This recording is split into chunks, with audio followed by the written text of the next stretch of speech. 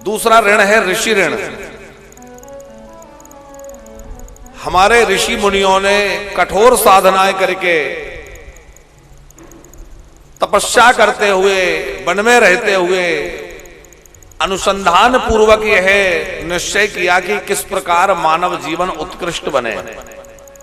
हम सबके जीवन के कल्याण के लिए, जीवन को उत्कृष्ट बनाने के लिए हमारे ऋषि महर्षियों ने तपश्चर्या करते हुए बहुत साधन किया है, कैसे हमारा जीवन उन्नत बने। फिर उन ऋषियों ने सुंदर व्यवस्था प्रदान की कि देखो ऐसा खाओगे इससे ये फल मिलेगा, ऐसा खाओगे इससे ऐसी बुद्धि हो जाएगी, ऐसा करोगे उससे ऐसा हो जाएगा। तो ये जो व्यवस्था है ये ऋषियों ने हम सबके उत्थान के लिए बनाई। आजकल हम लोग भले ही इसको बंधन कारक मानने लगे, अपने आप पर प्रतिबंध मानने लगे, लेकिन यह मर्यादा है। नदी जब तक दो किनारों के बीच में बहती है तब तक ही वो नदी लगती है, और जब वो किनारों का उल्लंघन कर देती है तो वो नदी नदी नहीं रह जाती, पर वह विध्वंसक हो जाती है। कितने ही नगर गांव पुर उसमें डूबने लग जाते हैं। नदी की शोभा तब तक ही है जब तक कि वो दो तटों के मध्य बहती है। हमारे जीवन की शोभा भी तभी तक है जब तक हम धर्म की मर्यादा के बीच में चलते हैं। हमारे ऋषियों ने बहुत चिंतन करने के बाद यह निर्णय लिया कि किस प्रकार मानव को धर्म की मर्यादा में रहना है। नदी के दो किनारे होते हैं, हमारे जीवन के भी दो किनारे हैं, एक लोक धर्म और एक परम धर्म। दो किनारों के बीच में हमारी जीवन की नाव चल रही है, हमारी जीवन की नदी बह रही है, यूं कहिए। एक तरफ लोक धर्म है, दूसरी तरफ परम धर्म का किनारा है। हमें लोक धर्म से परम धर्म की ओर पहुंचना है। हमारे ऋषियों ने वह व्यवस्था प्रदान की कि किस प्रकार हम इस देह के बंधन से मुक्त होकर और बार बार आवागमन के चक्र से छूट करके और भगवत तत्व को प्राप्त कर सकें।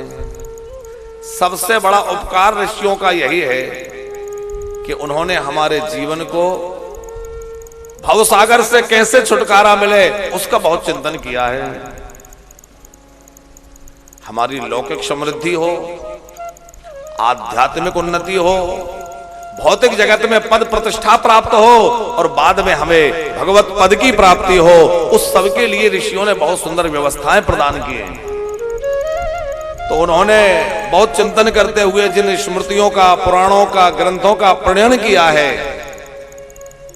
उनकी वह कठोर साधना हम सबके लिए रही है।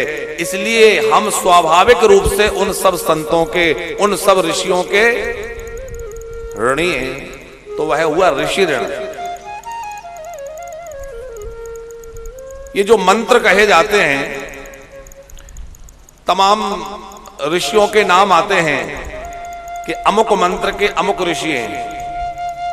विश्वामित्र ऋषि हैं, वशिष्ठ ऋषि हैं, नारद ऋषि हैं, आदि आदि।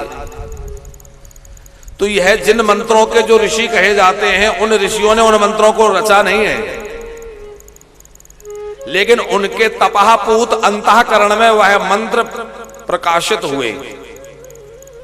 वह ऋषि अपने निर्मल चित्त में ब्रह्म का ध्यान करते हुए सृष्टि के कल्याणार्थ उन मंत्रों का चिंतन किया, और वह मंत्र जो अदृश्य रूप से इस सृष्टि में विचरण कर रहे थे, वह मंत्र जो भगवान नारायण के श्री मुख से निसृत हैं, यस्य निश्वासतः वेदा, जिसकी श्वासों से वेद प्रकट हुए, उन भगवान वेद पुरुष के मुख से जो वेद के मंत्र प्रकट हुए, तो वह सृष्टि में गुंजायमान। तो ऋषियों ने उन मंत्रों का लेखन नहीं किया या उनका निर्माण नहीं किया, वो उनके निर्माता नहीं है, मंत्र दृष्टा है। उन्होंने मंत्रों को देखा और उन मंत्रों को देख करके हम सबके कल्याणार्थ उनको परंपरा में ला करके प्रकाशित किया, अपने शिष्य परंपरा में लाकर उनको प्रकाशित किया कि किस मंत्र के द्वारा कैसे मानव जीवन का कल्याण हो। फिर अलग अलग मंत्रों का विधान किया कि शरीर में रोग हो तो इस मंत्र का आश्रय लें, तेज चाहिए तो गायत्री मंत्र का आश्रय लें, रोग निवारण है तो मृत्युंजय मंत्र का आश्रय लें। दैहिक, दैविक और भौतिक तीनों प्रकार के तापों की निवृत्ति के लिए तरह तरह के मंत्रों का आधान हमारे महर्षियों ने किया।